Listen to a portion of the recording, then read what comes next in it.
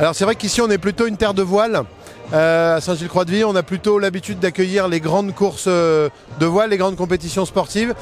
Et l'année dernière, on s'est dit qu'on pouvait tenter la pétanque. La Vendée est une terre de pétanque, il y a beaucoup de joueurs chez nous. On a un club local qui fonctionne très bien.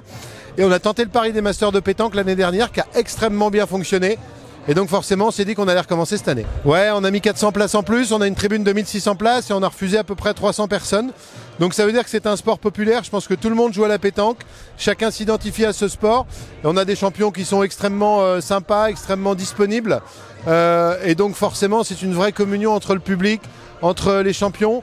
Et il y a une vraie synergie ici avec le club de pétanque, avec les bénévoles, avec les partenaires, avec les associations, avec les commerçants, qui fait que ça a très bien fonctionné. Alors on est une ville avec énormément de clubs, puisqu'on a 38 clubs sportifs ici sur la commune, à peu près 5000 licenciés sportifs pour 8000 habitants. Et donc forcément, on est une terre de sport. On est dans un coin où il y a beaucoup plus d'associations qu'ailleurs. C'est assez spécifique à la Vendée et aussi assez spécifique à ce territoire littoral. Et donc forcément, ici, on a beaucoup de sport. Les enfants, les jeunes font beaucoup de sport. Donc on a tendance, nous, à essayer de développer ça. On accueille de la voile. Cette année, on a aussi accueilli le Région Pays de la Loire Tour cycliste. Et donc forcément, la pétanque, maintenant, qui va faire partie de notre patrimoine culturel et sportif.